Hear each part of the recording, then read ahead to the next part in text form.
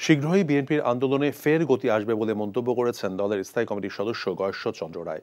বিকেলে জিয়া মঞ্চে ঢাকা বিভাগীয় সম্মেলনে তিনি বলেন, বিএনপি নেতাকর্মীরা হতাশ নয়, সময়ের অপেক্ষায় আছেন তারা।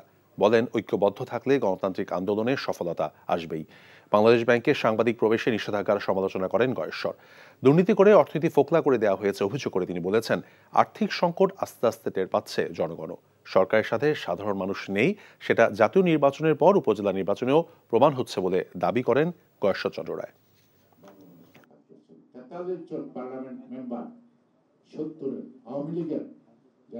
আমি আবার বলছি, আমরা হতাশ নই, আমরা অপেক্ষায় আছি চলমান আন্দোলনটাকে আরো গতিশীল করার জন্য।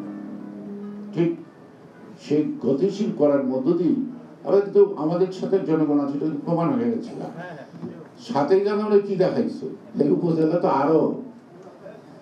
আরো ওরা নির্বাচন করতেছে, উপজেলায় তো আমরা রাস্তাঘাটে ব্যারিকেডও তৈরি করতেছি না, ঠিক না?